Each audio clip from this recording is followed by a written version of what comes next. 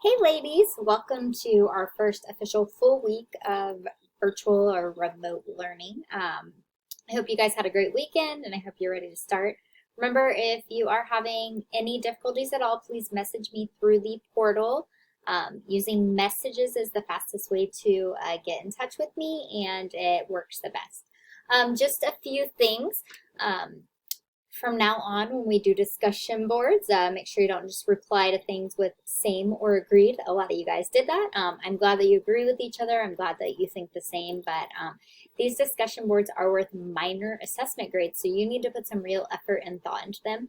I will try to do a better job giving you prompts to follow so that you guys do better with that, but I am going to be looking for correct spelling and grammar and full sentences and proper punctuation. This is something that when you get to college one day, I know that seems like it's a long time away, but if you ask any senior, it'll fly by. They are utilized in online classes a lot, so it's something to get good practice on. So let's go ahead and start with, one last thing. If you are submitting work from now on, if it is something short, use the text submission box, and if not, please make sure that you type and submit the work. Sometimes when y'all submit images, some of your handwritings are a little bit hard for me to read, so if you type and submit it, that will work best. All right, so we are now going to go ahead and start talking about self-protection. Today we're going to cover safety tips at home and on the go. So let's start with what you need to do today. You have two things. First, you're going to watch this video, Self-Protection Part 1. Second, you're going to watch Mr. Niven's You Challenge video. Your other teachers are probably telling you to do this, so maybe you've already done that. And if so, then this is all you've got to do today. So for me anyways. So let's go ahead and talk about our objectives. Today you're going to analyze ways to reduce risks for yourself in your home, as well as analyze ways for you to reduce risk for yourself outside of your home. I want to start with a verse that I've used since I was in high school. My cheerleading coach, Miss Baxter, introduced this verse to me, and it was 2 Timothy 1:7. For God has not given us a spirit of fear, but of power and of love and of a sound mind. And it wasn't the first time that we utilized that verse, but it was something that she drilled into us. And as we're talking about these things throughout this week, I want you to know that we're going to be talking about some real and some heavy topics, and they can be a little bit scary.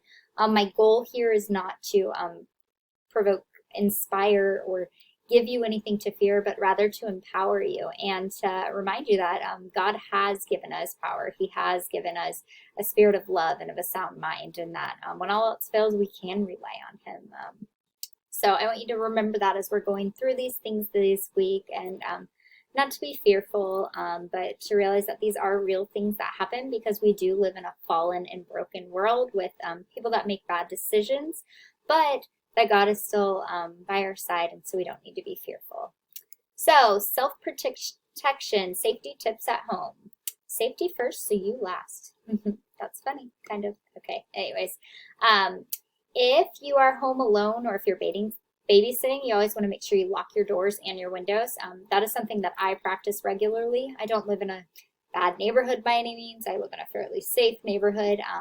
But I still always make sure my doors are locked and my windows. It's something that is smart to do. A lot of times people that do commit crimes, they're crimes of opportunity, so they'll come up and check the doorknob, and if it's open, they'll come in, kind of thing. Once again, I'm not here to scare you guys. I'm just being real with you and trying to give you some tips. Never unlock the door if you do not know who it is. So someone comes to my door that I don't know, even as an adult now, I still will not open the door. We have a little video doorbell so I can see who's there without having to go to the window. Before we had that, I literally would like creep up to the window and like creep out like from the side where they couldn't see me, because typically if someone's coming, I'm going to know they're coming. So don't open the door if you do not know who they are.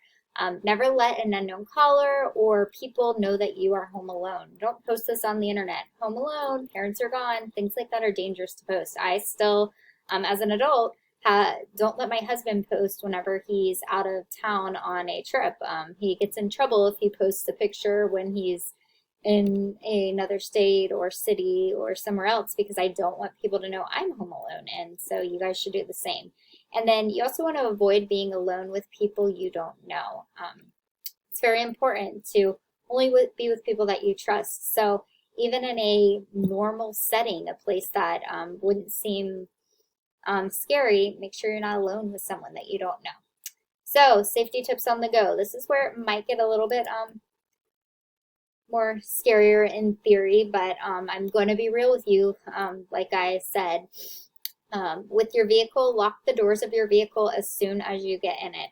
That's something that I'm huge with. None of you are driving on your own now, but this is still something to practice with your parents so that you're prepared to do it, especially as a teenage girl, because when she began driving, people are likely to see that you are alone if you are. You also want to lock your vehicle when you park it. You don't want people getting into your car and taking things or getting in and staying in there. You want to avoid going anywhere alone after dark. Go somewhere with someone else. You guys aren't at the age where you can drive by yourself places, but don't walk to your neighbor's house in the dark alone. That's dangerous. Pay close attention to your surroundings. Most of the time, people that attack, which you'll learn more about tomorrow, they look for victims or people that are distracted. So make sure you're always looking around at what is happening and being aware of things. If something looks out of place, you want to be preventative and cautious. So if you think someone is following you, cross to the other side of the road and go the opposite way. If they're still following you, then you want to get inside to a safe location.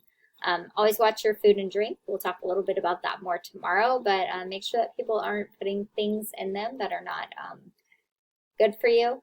Make sure you're not distracted. That's part of paying close attention to your surroundings. If you're not distracted, you're going to be safer. Make eye contact with strangers. That's another thing that's really important. If you make eye contact with someone that is planning on doing something that is not safe or not wise, they're more likely to think you can identify them and avoid doing those things. Avoid empty or isolated areas. That's always a wise decision.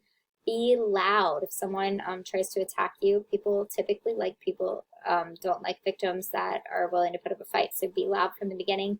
And remember the eyes, throat, and groin. If you guys have never seen Miss Congeniality, she does a very great presentation on this. So you can Google Miss Congeniality talent, or that should probably pull it up. And if you search that on YouTube, you'll see her thing.